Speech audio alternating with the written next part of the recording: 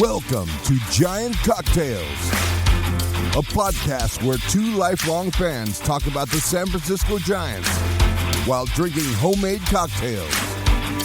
Now, here are your hosts, Ben and Matthew Henry.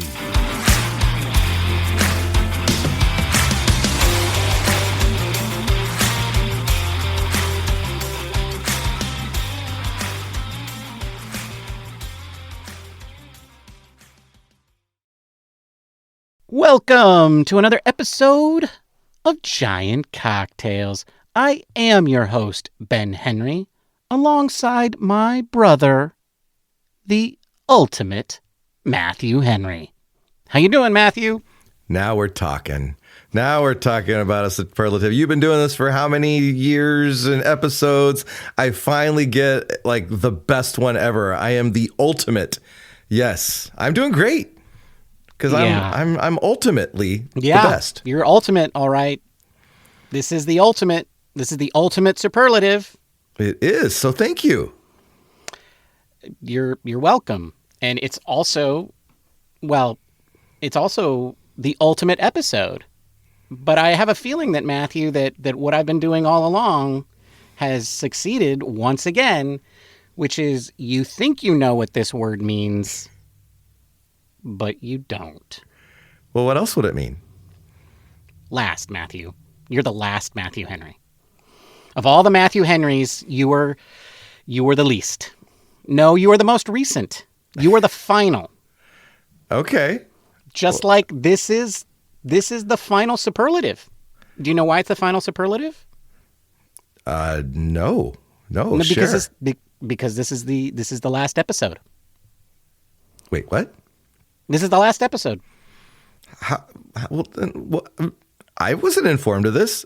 What will Scott do? I mean, I don't. What will Bob do? First of all, you were informed about this many, many times, and you absolutely know that this is the last episode. The last episode of season 4. Woo! Season 4 in the books. Yeah, because Matthew, we don't start our new season until opening day. And you know what? It's almost here. Almost. It's like it's finally over by the time that we have another episode, which, by the way, is not a week away. It's only, how many days away? 1, 2, 3. 3 days away, Matthew. I'll take it. We will be starting season 5 of Giant Cocktails Thursday morning. You can listen to the first episode of season 5 of Giant Cocktails as a warm-up before you watch the Giants make their season debut in Cincinnati. As we kick off this 2025 season. And that, Matthew, is why this is the ultimate episode of season 4. But it doesn't explain why this is your ultimate superlative. Yeah, I could shed some light on that. We're changing things up, folks. We do that every year. Every year we do a little investigating, a little tweaking here and there on how we want the next season to look. And so we're going to try and be a little bit more concise in season 5. Try being the key word there. Yeah, I was going to say, I'm going to try. I don't know that I can succeed. Well, we're going to get right into the baseball right off the bat, starting in season 5. So That's right. We're mixing the format up a little bit. No more superlatives for Matthew. So tune in on Thursday to hear the kickoff to season 5. That's right. And in honor of last things, Matthew, I have a question for you. Okay. If you could only drink one more cocktail, what cocktail would it be? And I mean for like the rest of your life. What would your ultimate cocktail be? It's funny you asked me that because it's the cocktail that I'm drinking on the show this evening. And that is the humble daiquiri. The daiquiri. That's yes. actually an excellent choice. That is an excellent choice. And I want you to know, folks, it's not the frozen thing. Okay, and we'll get into the ingredients later. but don't, I am making it my lifelong mission to educate people on what a daiquiri is. And I realize that I have a platform to do so. So folks, I am bringing a daiquiri to the show today because it is my favorite drink. And everybody needs to know that what it is, because I'm tired of going to a bar and asking for a daiquiri and the person behind the bar or the waitress telling me that they don't do frozen drinks. Okay, so I am sick of that. So that is the cocktail I would drink. But of course, I would have to make it because nobody else seems to know how to make it out there. Right. And you'd be like, well, that's good that you don't make frozen drinks because the daiquiri is not a frozen drink. You. Anyway, today is Sunday, March 23rd, as we record this podcast. Your San Francisco Giants went 5-2-1 this week to bring their record to 19-7 for spring training, although I think the loss that I just witnessed them have doesn't actually count. It doesn't. Even the stats reset. Things. It was kind of weird. Yeah. So I think actually their spring training record is still 19-6. That's the most wins in all of spring, and by far and away the best winning percentage. Not that really matters, but yeah. It matters, Ben. The Giants won spring training. The Giants won spring training, and I don't think anybody can catch them. I think this is it. I'm spraying the champagne right now. So, folks, we won something. We won something finally. It's been a long time. Congrats. I always want to say that I'm glad that we could have all experienced this victory together. And folks, we will have T-shirts made up as soon as we can. 2025 Cactus League champions. Yeah, I know. It is spring training. Champions. World spring champions. Yeah, exactly. World spring champions. There you go. It happened, and we all experienced it together. Unfortunately, though, tonight they celebrated by losing to what team Who did they play?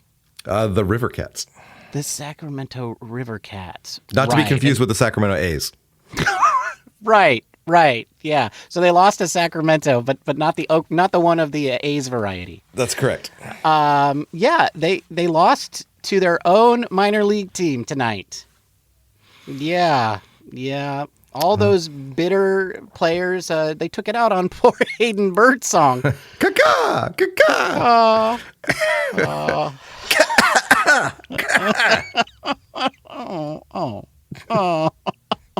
Well, anyway, it's been a busy week, folks. If you recall, last week we recorded on Saturday, which was a terrible day to record. Apparently, yeah, we missed so much by recording one day early, and our episode that still came out on Monday, we sounded like a bunch of idiots because of all the things that happened on Sunday. What happened on Sunday, Matthew? That was of note. Somebody got hurt. One Jung Lee. Yeah. You know that guy who missed almost all of 2024. Yeah, he slept on his back wrong. I don't know. We used to call those back spasms. Yeah, he had back spasms. He did. Yeah. And they thought it was gonna, just be a minor thing, and it turned into a major thing because he needed an MRI, and then he missed a week of playing, and it was just a big deal. And then, also, somebody who we basically wrote off and said the best case scenario was him going to AAA because he needed a little bit more time to get ready for this year. One Kyle Harrison, he of the 91-mile-an-hour fastball. Started throwing 95. He started throwing 95 on Sunday. Not that it mattered much. Yeah, we pretty much bagged him and tagged him, Matthew. We'd shipped him off. We were like, he's done. Forget it, And then he shows up throwing 95-mile-an-hour fastballs. And all of that happened to us because you had to take somebody to go see the Hunger Games. Hunger Games marathon, folks. That's right.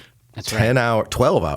10 hours. 10 hours of movies, man. Wow. That's a lot of movie. That's a lot of movie, man. It's a lot of Katniss, I'll tell you. That's a lot of Katniss. Yeah. That's a lot of children killing children. Which I remember you saying last week that you would enjoy watching.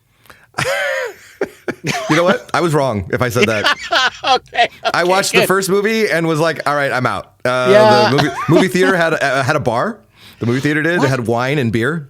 And so I went down and actually had a cafe. So I went and I actually had some coffee. Then for the third and fourth movies, I went across the parking lot to a really nice restaurant and just had drinks and a dinner while I was waiting for those to finish up. So I only saw one Hunger Games movie, but my daughter and her friend, they were diehards. They saw all 4 movies. Wow. Well, so folks, I got to tell you, starting on Wednesday, this is the kind of stuff we're not doing anymore. That's right. You won't ever hear about my kids ever again. That's right. So if that's your favorite part of the show, we're still going to put the things at the end, right? We're still going to have the funny stuff at the very end. So, maybe we'll put some of the banter there. But anyway, yeah. So some of the other things that we missed, Jung Lee hurt his back. But now he's all better. He played today against the Sacramento River Cats, which I assume means he's going to make opening day, because why would you have him play today if you're not going to have him play on Thursday?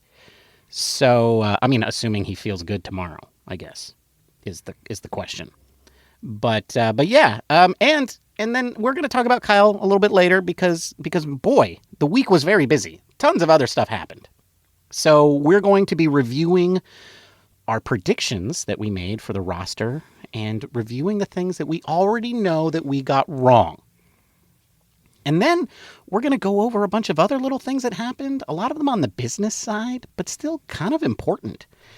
So we're going to review those things, and because one of them is going to save me $300 a year.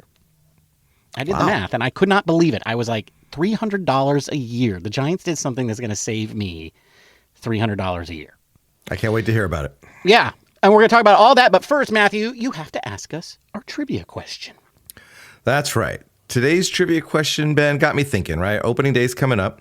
We will have another starting left fielder on opening day. Dates back to 2008 when Barry Bonds was the last one.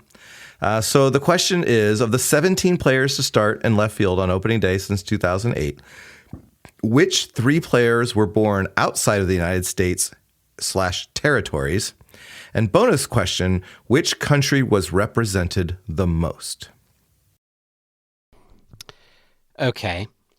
So 3 of those 17 not born in the United States or its territories, and one country was represented the most out of those 3. Okay. I think, Matthew, is this the ultimate trivia question? Oh, it is the ultimate trivia question. Okay, look, we will have some. We're tweaking it a little bit for next year, but in its present format, yes, this is the last one. I have to get this one right. Oh, okay. I have to. I'm sorry, folks. Usually I phone this in, but today I got to get it right. Okay, because this is the last opportunity. So here we go. Okay. Yeah, it is Tsuyoshi Shinjo, Rickard Fanida, and Masanori Murakami. Oh. There you go. Bag it and tag it. Which country represented the most? Finland? Let's see. Amongst those 3, Nicaragua. Nicaragua. Okay. Mm-hmm. Yeah. All right. Well, Ben obviously wanted to get it right, so he came with his A game. That's right. We'll see. We'll see how right he was at the end of the episode. Woohoo! Enough with the banter. Let's talk cocktails. Is this the ultimate Bob? Please tell me this is the ultimate Bob. Of course not. Oh, man. Bob's forever, man. Why did I make you chief operating officer? This sucks. Hey, man, Bob's our ride or die, man, Oh, man. No offense, Bob. Although, the format might be a little bit different, Bob is coming back. All right. Well, wait, am I coming back? Yes, you are. Oh, okay. Good. Okay. Just had to make sure. Just had to check. All right. What are you drinking, Matthew? Well, thanks, Bob. Yes, let's get to that. So as I mentioned before, I'm drinking the Daiquiri. It is not a frozen drink. It is a lovely, lovely drink with 2 ounces of light rum, 3/4 ounces of simple syrup, 3/4 ounces of lime juice. Combine all those into a cocktail shaker with ice. Give it a good shake for 10 to 12 seconds. Double strain it into a coupe glass and garnish with a lime wheel. You get a very lovely cocktail. Folks, go spread that word near and far, okay? The daiquiri is not a frozen cocktail. That's a tasty cocktail. Yes, Bob, this is what I'm saying. What are you drinking, Ben? Thank you for asking, Bob. That is very kind of you. Yes, the daiquiri is a delight. I mean, the other one, by the way, is called the frozen daiquiri. So, I see where the confusion comes in. But please, folks, they're two different cocktails. If you can even call a slushie a cocktail. But anyway, what am I drinking, Bob? Well, Bob, I've only been drinking one cocktail for 5 weeks. I've just given you all a master class in how to take one piece of work and turn it in as 5 different homework assignments. That's what I've done. After 4 practice cocktails, I have finally mastered my cocktail of the spring, the cocktail that I am presenting today, and I am calling it the Spring Charade. Because spring is over, and we're all about to get a good dose of reality. The charade is over, folks. What do you want from me? I'm the pessimist on the show, okay? Sue me. All right, so what's in the Spring Charade? Well, it has 1 ounce of Joven Mezcal.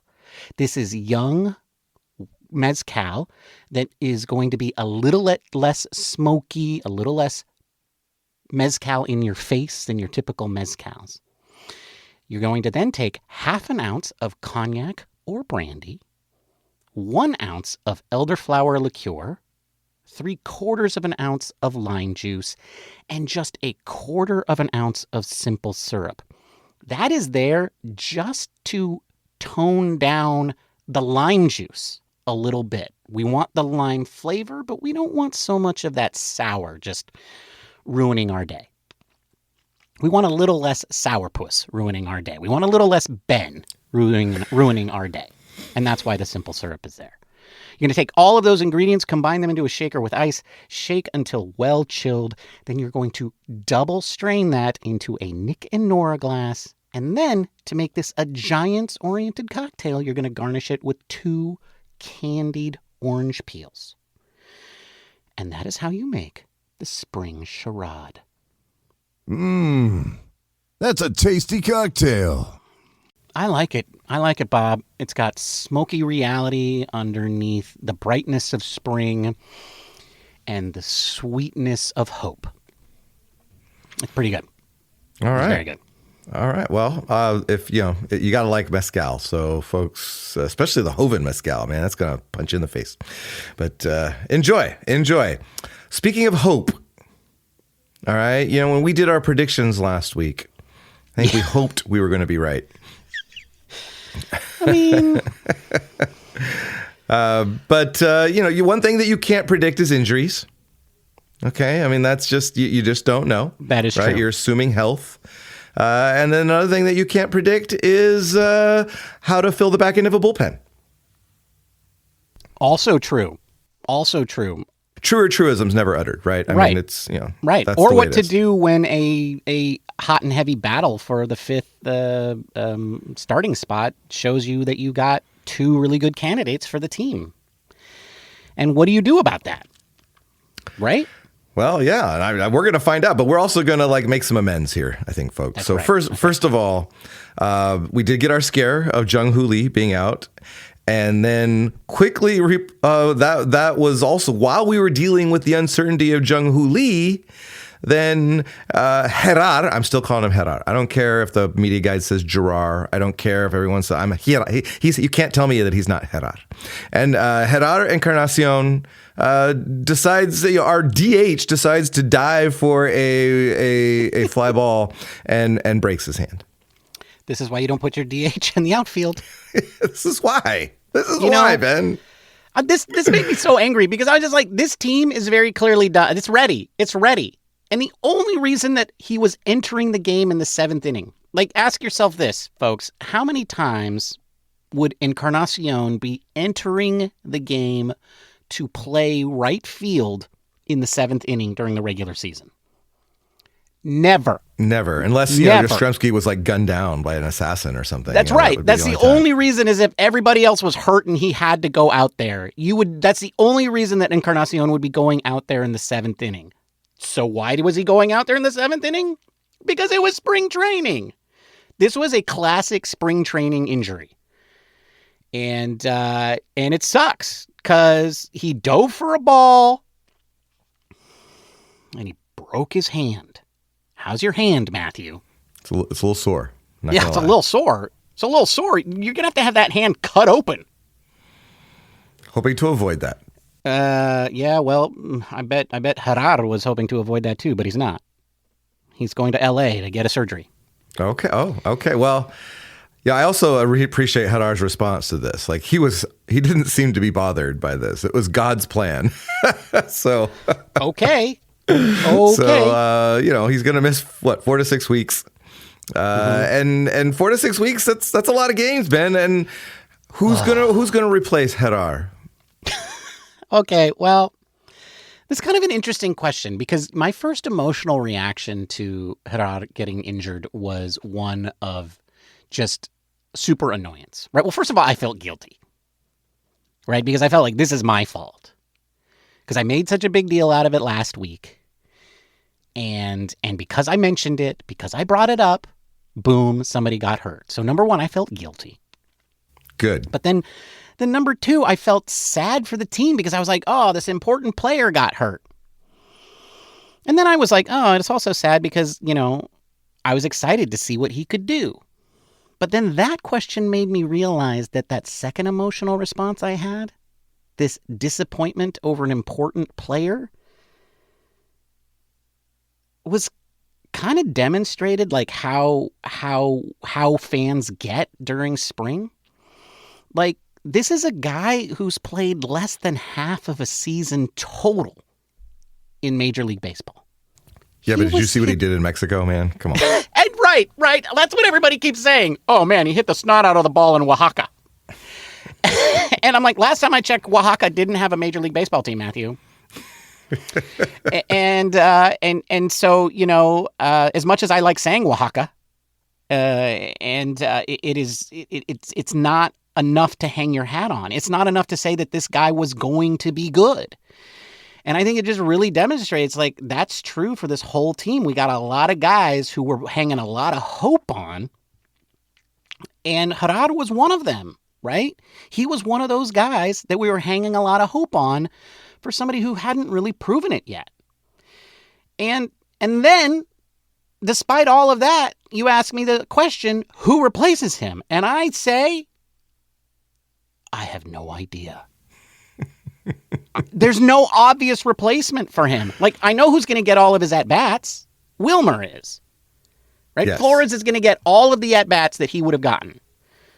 Absolutely. Or maybe even Matos. Maybe you throw in a Matos. Right. In the cases where Flores and Encarnacion would have both been in the lineup, I guess Flores would be at first base and Encarnacion would have been at DH. It's going to be Matos and Flores, right, in those cases. But that doesn't answer the question of who replaces him on the roster. I think because he's an outfielder, and the demonstration that he gave when he injured his hand notwithstanding, he can play the outfield. Like, let me put it this way. He's better than Jorge Soler in the outfield. He was actually average in the outfield. Right. So he's a guy who could play the outfield, right? I think defensively speaking, he was the fifth outfielder. So you need to replace him with an outfielder. So you go to your minor leagues and you get the best, most obvious option, which I think is Grant McCray. Sorry, Meckleheads. Yeah, sorry, Meckleheads. It's not going to be Meckler. I think Grant McCray is very clearly the next man up in the outfield. And so I guess it's going to be him, but he doesn't match Encarnacion's profile at all. Right? He's a very good defensive center fielder, which we don't need. And he's he's very good on the bases. And, he can hit for power occasionally, but mostly what Grant McCray does is strike out. right? That's what Grant's good at, is striking out. And so I don't know that that's the guy that you want replacing him as a bat. So I don't know. The only other ideas I have are kind of crazy. Well, let's talk about McRae just a little bit, though, because I think, if Jung Hoo Lee was injured as well, then of course McRae's up and he's playing in center field. Sure. But do you really like McRae? He's not going to replace Jung Hoo Lee if he's brought up to replace Encarnacion. Probably, as you stated, not going to take his at bats. So he's a late inning defensive replacement. Right-handed pinch hitter off the bench, pinch runner. Pinch runner, kind of thing. Yeah. I think that's the role he'll play. Yeah. But is that what you want out of a guy like that? Don't you want him seeing a lot of, you want him to get a lot of at-bats and work on this striking out thing versus just sitting on the bench? I don't know if that's what I want for Grant McRae. Well, then that means he has to stay in AAA and you bring up some other guy who you don't care about, right? Or you have to bring him up and you have to play every day. And who's he going to play in front of? Matos? Yeah, well, no, but that's the problem. What are your weird, out of left field solutions? Well, okay. So it's not out of left field. It's my first one is out of third base. Oh, okay. First base / second base, which I don't buy that at all. I don't buy David Villar as a second baseman. But that's my idea, David Villar. Right? Who? Okay, Matthew. 3 years ago, the Giants' opening day third baseman was a man named David Villar. Oh, yeah. And he did not have a good opening to that season. And within a couple of months, he'd been optioned back down to Sacramento, where he stayed. Right. And so, well, he's still in the organization, Matthew. And as of Thursday, he either has to be on that roster or he has to be DFA'd and then outrighted, or he gets picked up by another team. Okay, so in this respect, if that were to be the case, then I guess the positive about that is that you get a little bit more time maybe to find a home for VR. Sure, maybe because when everybody's healthy, then he's probably the first guy gone. But he doesn't. Just positional need doesn't seem to fit. I have a hard time seeing that he's going to be the guy. Yeah, I mean, he would absolutely not be playing in the outfield, except in an extreme emergency. And so you would essentially be down to 4 outfielders. And I think with Jung Hoo Lee being on the roster but nursing this tender back, that's probably not a good idea, which means my other idea is probably even more stupid. Which is? I don't even want to say it because I'm not, but... You haven't had enough of your Spring Charade? No, I haven't had enough of the Spring Charade. I can still see clearly. I can still see through the charade. It's Jake Lamb. Oh, that guy. Yeah, and I think Jake Lamb has played a little bit of outfield. I'm not really sure, and I don't want to go double check. But what I know is he hasn't hit since 2017. Yeah, I think we need to close the books on the Jake Lamb experiment. Yeah. I mean, those are the only ideas that I got. What's nice about I got one idea. I got an idea that's even crazier. Okay, well, what I like about Lamb is that he's allegedly a power hitter who's left-handed, which everybody keeps saying we need. And I kind of agree. We do need a little bit more pop from the left side. But from a guy who hasn't done it since 2017, I don't know. Yeah, I mean, I don't know. That's everybody keeps he did have 2 seasons where he hit a lot of home runs. They were a long time ago, but he did have them. So that's it. All right. Well, but what's your crazy idea? So my crazy idea is, can you have 14 pitchers? I think so. I think that's allowed. I think you can have 14 position players or 14 pitchers. And that's it. But so you replace Encarnacion with a pitcher. You replace Encarnacion with a pitcher. Why? So you don't have to make one of the tough decisions that we're going to talk about in a second. I see. Okay, because that's leading us into our next conversation. Yes. Which is going to, because we do have to make some amends. Okay, sure. All right, yeah. Let's talk that out. Let's get another pitcher we don't need on the roster, because that'll solve our 4 outfielder problem. Oh man. Well, okay. So let's revisit what we picked last year. Last week we picked a 26-man roster. Yeah. And we settled on the 5 starters, right? And with some debate on the 5th starter, right? Correct. It was going to be Roop and not Birdsong. But then we were talking about Birdsong getting demoted to AAA to keep him like ready as to be a starter, right? And not to go to the bullpen. That's what we said. I've been thinking about it. So, but then we also decided that Tristan Beck was going to be on the roster, and then he promptly got optioned. So now I want to recant. You want to recant? I do. Oh, okay. Wait. Are you saying that you're going back? What are you going back on here? What are you recanting? I'm saying that Landon Roop takes the Tristan Beck role in the bullpen and Birdsong stays in the rotation. Wait, what? Okay, wait. So now you agree with me. You convince me that Landon Roop is going to be the 5th starter. We make that our official pick. And then 1 week later, you're like, on second thought. Well, I'm trying to read the tea leaves, Ben. Tristan Beck is no longer there. Keaton Wynn also got optioned. So it seems like there's a spot for a long reliever that Roop could fill. Okay, look, I will admit. And then Sean Jelly got optioned. All these guys that were in that role. Okay, we'll get to the relievers in a second. But okay, yes, we were wrong about Beck. And so, yes, that does open the door for one of the 2 guys who doesn't get the 5th starter spot, Birdsong. In our case, we said Birdsong and Harrison weren't going to get it, that it was going to Landon Roop. And so the door is open now for one of them to take that spot. But I'm sorry, no.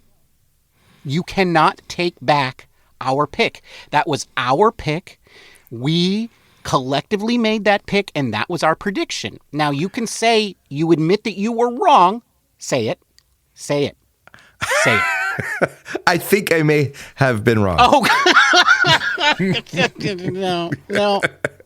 no. You have to admit that you were wrong. You have to admit that you were wrong. I will say it. I admit that I was wrong, that Landon Roop's going to win the 5th spot. It's going to be Hayden Birdsong. I was wrong. It is possible that I am wrong. Okay. I see. Well, you know what? We were right in one way. We both said that Kyle Harrison was going to get sent down, and then we saw him throwing 95, and we were like, oh, maybe not. But then he was. Yes. So we were right in that. Kyle Harrison is out. He lost the job. He lost the roster spot. So now what you're saying is that Roop and Birdsong, there's room for both of them. And you believe that Roop will be the reliever and Birdsong will be the starter. I do. That's what I'm foreseeing. The tea leaves have spoken. As much as I want Hayden to be that 5th starter, I don't know that that's the right choice. I think it should be the other way around. Just because right now, like if you're going with these 2 guys, it just looks like Roop's got the hot hand. And you should have your best guys throwing the most pitches. And we're going to fight about this a little later in the show because we have some other ideas. But I think for right now, I'm going to stay with Roop being the 5th starter. But yes, Birdsong gets back spot. Okay. Well, then let's get into the bullpen because there have been lots of changes. Yes, and you mentioned. We need to kind of dig into some of that, right? Right. So we were wrong about Beck. Yes. We were also wrong about Jelly. Sean Jelly. And I thought he was a lock. I did too. He pitched really well last year. Yeah, I thought he was a lock. I mean, and honestly, like, I don't think you should lose a job in spring training. Like, I don't. Like, if you've proven yourself at the major league level and then you come in and you have a rough spring, that shouldn't be enough for you to lose your job. So this worries me in that respect because I think they're taking a small sample size, 6 or 7 appearances, and letting that outweigh all of the appearances that he had last year. And that just seems like a really dumb thing to do. But I also wonder if this is really just about a lot of different guys being available, and some of them have to be on the roster or you let go of them, or they're just better than Jelly overall. So maybe you're right. Maybe this is a sign that Birdsong is going to be on the roster, and Root both, and Jelly is losing that. Not just because he didn't have a great spring, but because those guys overall are better. Yeah. Well, I think that's where we're at. I think it's not so much that Jelly is a bad pitcher, it's that the Giants have a lot of good options. You know, and so there's going to be some guys that you're like left scratching your head because there's just only so many spots. Yeah. Well, I mean, let's talk about it because like on the bubble, we did mention some names, but there are two names that we didn't really go deep into. And one of them, he won the Barney Nugent Award. Everybody was talking about him. I saw him on the stats, and I think I even brought him up in our off-air discussion. And I think you laughed at me, if I remember correctly. But that's Joel Peguero, who he of the 101-mile-an-hour fastball has had a great spring and was the talk of the town last week. And we didn't give him the light of day. And we have both Lou Trevino, and Spencer Bivens ahead of him. Now, Peguero has been around in the minor leagues for a long time and has never made it to the majors. So maybe one great spring, again, shouldn't be enough to get him the job. But there he is. And then we also have Randy Rodriguez, which we didn't even really mention last week. No, we didn't. And he's still around and pitching very well, I might add. So it's really hard to kind of zero in on who's going to be those last couple of spots. Right. And so we gave Trevino and Bivens those spots, but it really does look like those spots, those two spots, plus the spots from Jelly and Beck are open for Rodriguez, Peguero, and Birdsong. And Roop. So, yeah. I mean, it's still just kind of a crapshoot between all of those names. Who's going to end up where? Who's going to be the fifth starter? Who's going to take those last three spots? Who's going to be the long guy? Yeah. Yeah. And, I don't know. I don't know, but here's what I do know, Matthew. We said Jelly, we said Beck, we said Trevino, we said Bivens. Right now, we're wrong about two of them. And I convinced you about Trevino. Yeah, you did. And the reason, though, is because there seems to always be a sleeper guy, like a non-roster guy that makes the team. It just seems like every year there's somebody, and it seemed like Trevino. It still seems like that Trevino's the most likely to be added. But maybe that's also a detriment. Maybe they're like, well, we don't want to lose somebody off the 40-man, although they're going to 60-day IL like Murphy and maybe even Jerar, or so they could kick that can down the road a little bit and create some spots. They wouldn't necessarily have to DFA anyone, but so I don't know. I just maybe that will be the deciding factor, but I don't think so. I think they're going to go with who the best ones that they think are, and I don't know. I have a hard time. I love the Peguero thing, but he's also not on the 40-man roster. And so, maybe they just put him in the minors and he's with the first one up when somebody falters. But I love the story, and I'd love to have a guy that throws as hard as him in the bullpen. Right. And I do want to mention Lucchesi, who's also been very good and is a lefty. He got reassigned. So he's definitely not making the opening day roster. But one thing that I did hear is that he's actually got a contract with 2 opt-out dates. I think I heard this on Locked On Giants is where I heard it from. Yeah, no, I think so, yeah. I heard that too. And so Ben Kaspic said that he read somewhere that Lucchesi has a contract where he can opt out on May 15th and then again on July 1st. I don't know how that works. I guess you have to make a decision that day, whatever. But it means that if he's not on the Major League roster by that time, he can opt out on May 15th. That's a little bit later than usual. Usually it's like opening day or within a few days of opening day. And so I think that just means the Giants are happy to put Lucchesi down in AAA and just see how things go. And if they need that second lefty or Miller gets hurt or whatever, Miller's finger goes numb again, then they have until May 15th to make that decision. Yeah. So I think that's why Lucchesi was an easy decision for them. not because he didn't deserve a job. It's just because of how his contract is working out and how many other good options they have. Yeah. But it clearly demonstrates how good this depth is of this staff. Totally. And I think one thing that I wanted to bring up that I forgot to mention earlier, that there is a path to where both Roop and Birdsong make the 5-man rotation. And that's putting Hicks back in the bullpen. Jordan Hicks back in the bullpen. And 'cause I was thinking about this, like nobody, not the manager or, well, certainly the front office that signed Hicks and promised him a spot on the rotation, those guys aren't around anymore.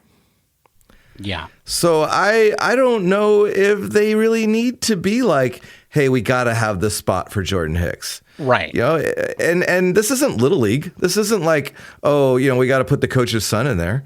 This is like, hey, no, we want the 5 best guys in our rotation, and maybe that's not Hicks. Yeah, I think a lot out of all the solutions that I've heard people say about getting both Roop and Birdsong into the rotation, that's the one that actually makes the most sense, is putting Hicks in the bullpen where he can be successful. I think the idea of a 6-man rotation is just no, because that hurts everybody. Yeah, right? no, that I means don't think Logan you wouldn't Webb's want Logan pitching Webb less. to start every 6 days. And then maybe you have Logan Webb pitch on a 5-day rotation, and then everybody else works around him. Then you have Robbie Ray pitching less, and I just no, like the 6-man rotation. No, that's not a good idea, especially for guys that you hope are going to be good. Because again, remember, that's what we're working with Roop and Birdsong, right? A lot of signs that they will be good, but you don't know, so you're going off of hope. And that's kind of where I feel about with Hicks. Hicks had a good season last year as a starter until he ran out of gas. I think, though, like when you compare him to all of the history that you have from Landon Roop as a starter, and all of the history Birdsong, the history that you have of Hayden Birdsong as a starter, I think, I don't see a reason why Jordan Hicks should lose that job. Well, and that is a good point. I mean, they're both pitching really well this spring, but if you go back to last year and you look at games started, Hicks actually did better than both of them. When he was starting. So out of the 3 last year, Jordan Hicks was the best starter. And so what you're saying is you've fallen for the spring charade. That's what you're saying. You've gotten overly excited about spring. You're taking this very small sample size, and you're letting it delude you into thinking that this is a good idea. I'm not saying that it isn't, but you have no strong evidence that it is. Yeah, that's true. That's true. Jordan Hicks demonstrated himself to be a great starter, especially during the first half last year. There's no reason to believe that doesn't count, and it should count less than what you've seen from Hayden Birdsong and Landon Roop during spring of this year. Yeah, okay. I do think, too, that the more I think about this, the more likely that we're both going to see them in the rotation at some point, because we have a 42-year-old Justin Verlander. We've got, things are going to happen. Yeah, I mean, I think that's the thing. Like, we're going to see all of these guys. We're also going to see Kyle Harrison, most likely. Yeah. And if we don't see them, that means that everything else is going great, right? That's right. Totally. And so you might be like, oh, that would be too bad for them. It would be too bad for them, but it probably means good things for the Giants. Absolutely. And if we do end up seeing them, then maybe that means they come through. And at least we know that they're there. So as kind of a conundrum this feels like this is really actually a good situation to be in. And it demonstrates just how deep this roster is on the pitching side. Right. Okay, well, we're going to find out on opening day. When we come back on Thursday, we will know. We will recap, and we'll know, and we'll pat each other on the back or laugh at our choices. That's right. That's a whole season away, though, man. That's a whole one season of Giant Cocktails. It is. Yes. Can't wait. I do have a question for you, though. All right. I'm a little light on cash. Can I borrow $380 million? Oh. Sure. Let me just go into the cookie tin. Okay. And pull out the $380 million that you need. What do you need to do? You need to fix up your foyer? I need to fix up my place in Arizona. Oh, yeah. Your then exercise gym in Arizona and the foyer. Yeah, and then I need to put a little bit more into this development I got going on. Oh, your real estate development. That's what it is. This business work I got going on. Yeah. Yeah. Also might want to spruce up a few things for my guests. Right. Okay. So in case you're wondering where we got that 380 million number from and what the heck we're talking about, the San Francisco Giants had a private equity firm buy a 10% stake in the team to add another owner to their group, which I think was 35 and is now 36. That's a lot of people, man. That's a lot of people. And we don't know actually how much money the team got for this purchase, but it said they bought a 10% stake.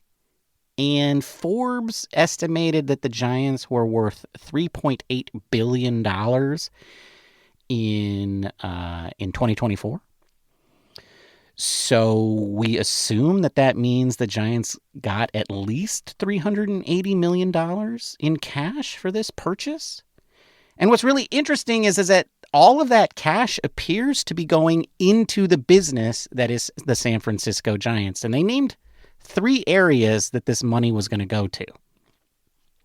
And I want to tell you right now, folks, none of those areas was payroll for the players.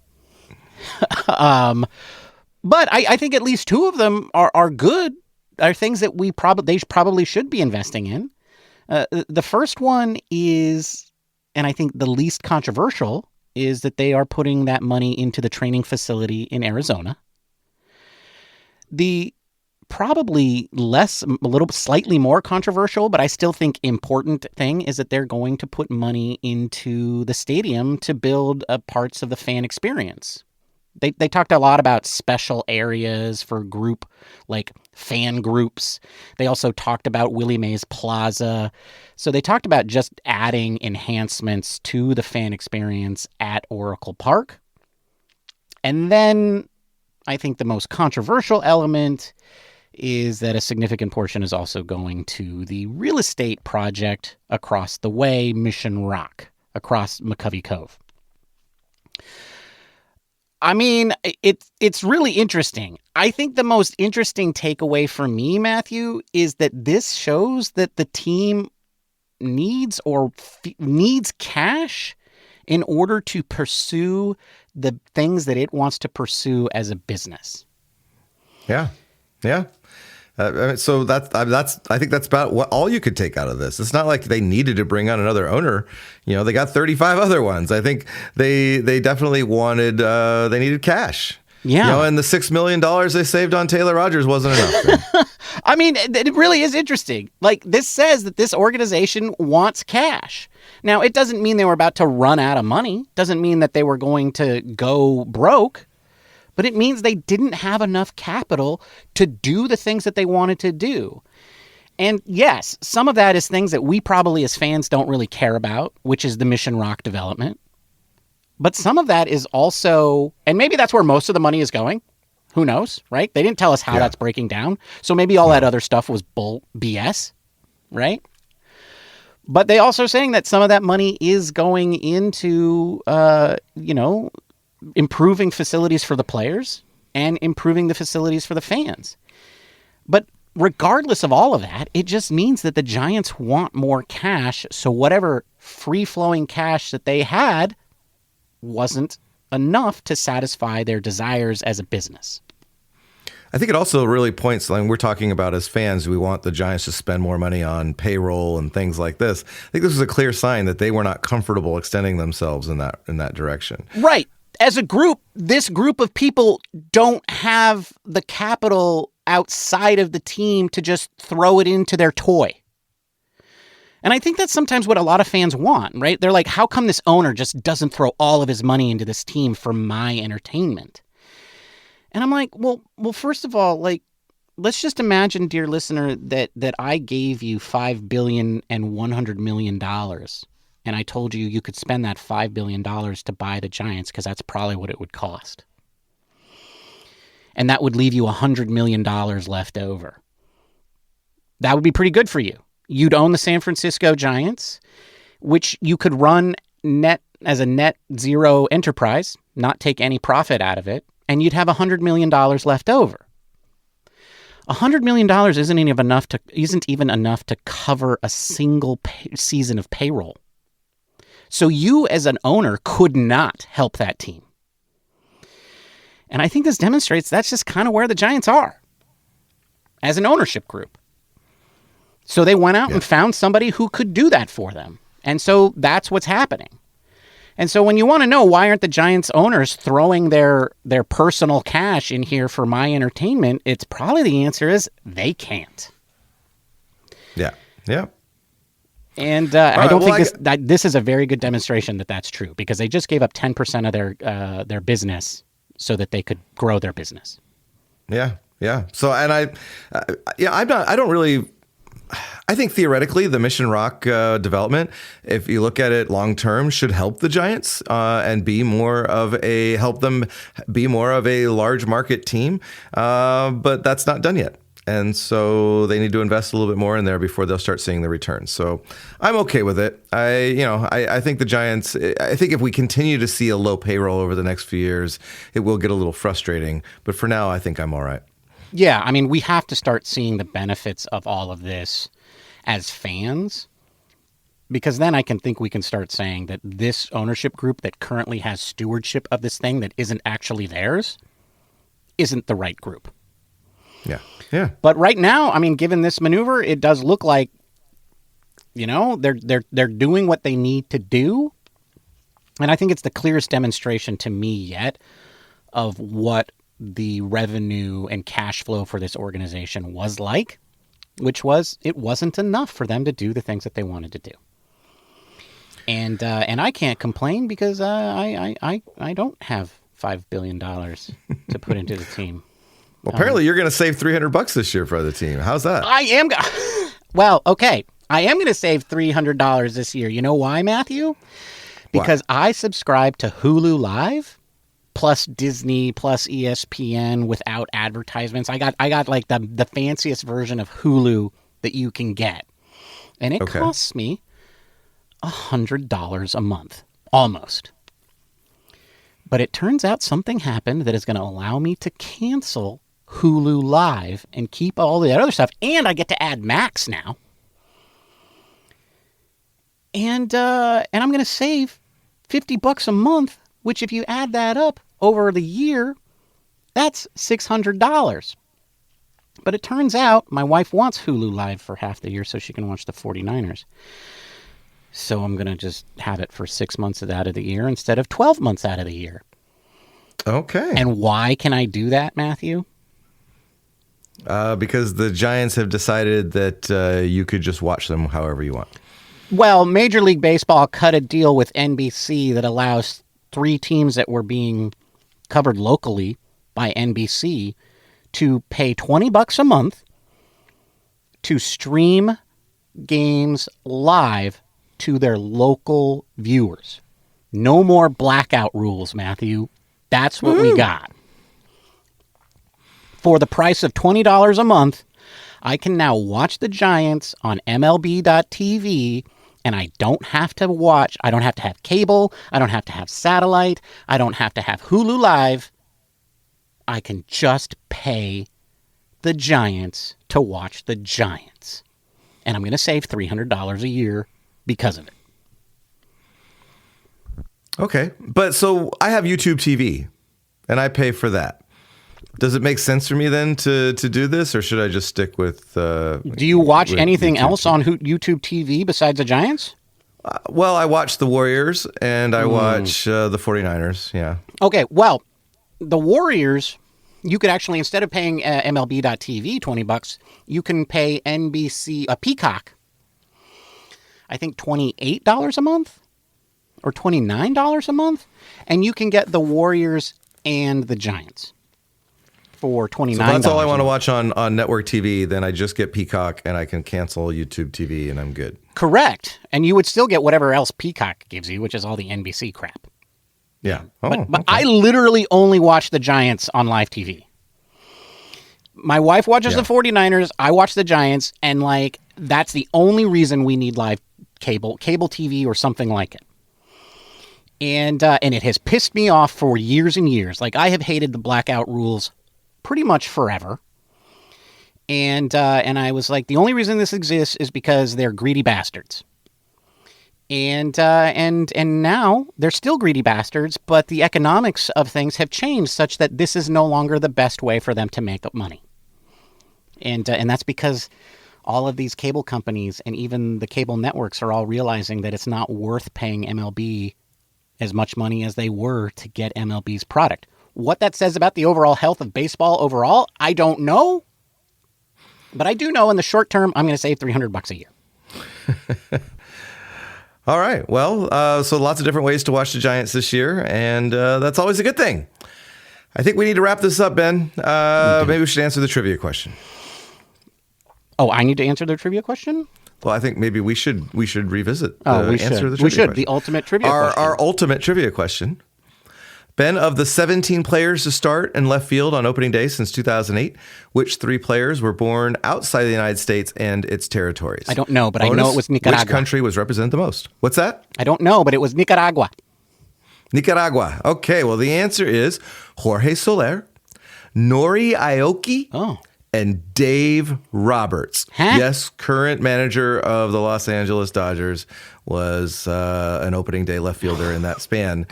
We should call it Jorge the curse Soler of- is Cuban, but Nori Aoki and Dave Roberts were born in Japan. Whoa. You know what? So was Masanori Murakami and Yeah, you were close. You were close in that. and Yeah. Tsuyoshi Shinjo. I had to double check. They were not born in Nicaragua. No, they were born in Japan as well, but not the players we were looking for. Oh, yeah. Yeah, because one of them wasn't a left fielder, and the other one didn't start before 2008. So, That's right. That's right. All right. Well, I think we should just wrap this up, Ben, and I'm actually looking forward to see you in like 3 short days. Oh, man. It's going to be good. It's going to be good. We're going to be kicking off season 5 of Giant Cocktails. We're going to have all kinds of predictions about how the season is going to go. And folks, if it's anything like our predictions for the 26-man roster, we're going to have some really funny doozies in there. So don't miss it. We will get you all primed and ready for opening day. And I can't wait, man. I can't wait. It's finally here. The Buster Posey era begins in 3 days. All right. Well, I look forward to it as well. Folks, don't forget to follow us on the socials at Giant Cocktails on Blue Sky, Instagram, Threads, and yes, the platform formerly known as Twitter. You can also find us on YouTube as well as Spotify and Apple Podcasts and pretty much anywhere you find your podcast. Don't forget to subscribe if you haven't done so already so you don't miss 2 times a week. Starting this week. And don't forget to rate us if you like our show. Give us a 5-star rating on both Spotify and or Apple. Your reviews really do help the show. Ben, it was good chat with you. I will see you in just a few short days. Cheers, my friend. Cheers, Matthew. Bye, everybody. Goodbye. Thank you for listening to the Giant Cocktails Podcast. Until next time, bottoms up.